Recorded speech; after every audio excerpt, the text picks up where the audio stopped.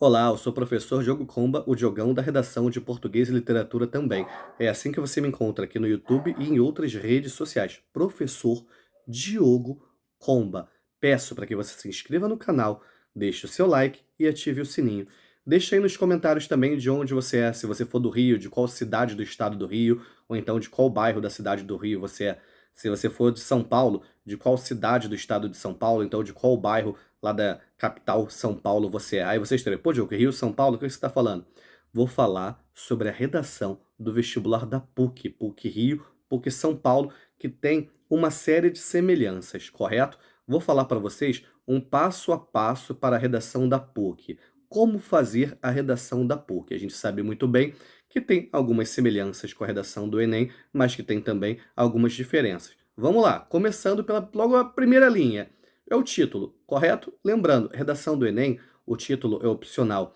Redação da PUC, o título é obrigatório. A PUC às vezes pede um título criativo, um título instigante, um título informativo. O título é a primeira coisa que você vai fazer? Não. O título é a última coisa que você vai fazer. Você vai fazer a sua redação inteira, depois você vai fazer um título. Geralmente um jogo de palavras, geralmente um trocadilho com o que você falou, por exemplo, ao longo da sua argumentação, correto?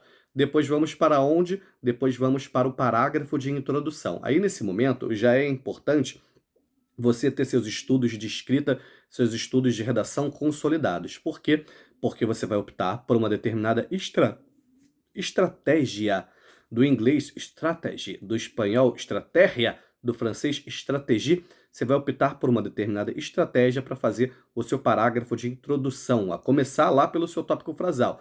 Se você buscar aqui no canal, tem variados tipos para você começar o seu parágrafo de introdução. Tem vários tipos de tópicos frasais para você fazer o seu parágrafo de introdução. O clássico é aquele que no primeiro período vem o quê? A sua tese, depois se dá uma pincelada dos argumentos, depois vem a sua frase de conclusão. Ou então aquele modelo que de certa forma é parecido com o Enem e também cabe para a PUC, que é o quê? Repertório no primeiro período, no segundo período, ligação com um tema, e no terceiro período, a sua tese mais os seus argumentos. Tá vendo?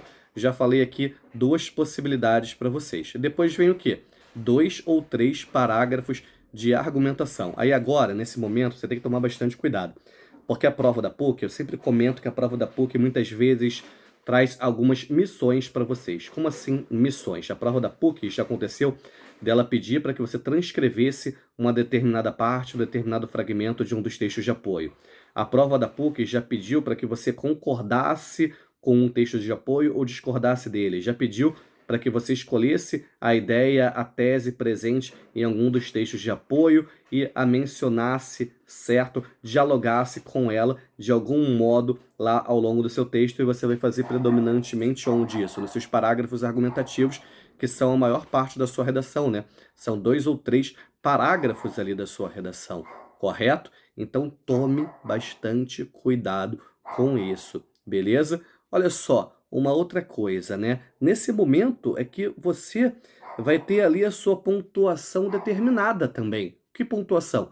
De tipo de texto, de tema e coerência. Então tome muito cuidado com essas missões que a PUC traz para vocês. Eu já vi, por exemplo, o comando da PUC falando que o estudante ou a estudante poderia usar os textos da prova de algum modo, só que os citando devidamente. Essa daí não é a melhor das estratégias. A melhor das estratégias é o quê? Quando você vê aqueles textos, seja os textos de apoio da redação, seja os textos presentes na prova de linguagem, eles conseguem te instigar, suscitar alguma ideia. Se você consegue pensar num texto que tem uma temática parecida, certo? Como isso?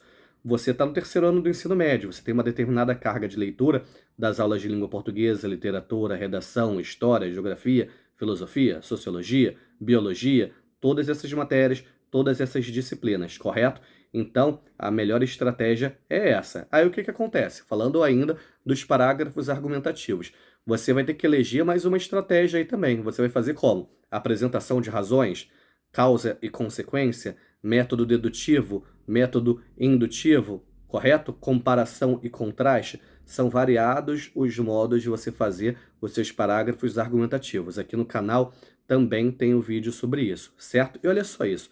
A gente falou do parágrafo de introdução, falei dos 2 ou 3 parágrafos argumentativos. Nesse momento, Já apresentei para vocês que às vezes a PUC coloca algumas missões, o Enem não coloca essas missões. Já mostrei aí, ó, uma, um momento em que a prova da PUC se diferencia um pouco do Enem, mas que em outros momentos também é parecida com o Enem, correto?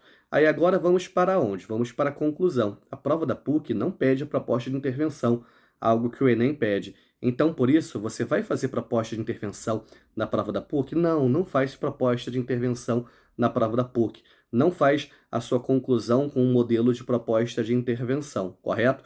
Você vai fazer o que também? Aqui no canal também tem um vídeo falando sobre tipos de conclusão. Você pode retomar a tese, você pode retomar os argumentos, ou seja, fazer praticamente um resumo do seu texto. Você pode dar uma perspectiva de futuro, você pode falar de que modo a sociedade brasileira se identifica com aquilo que foi discutido. Se você observou, se você prestou atenção, eu já te dei aí, ó, o quê? 4 possibilidades de conclusão, certo?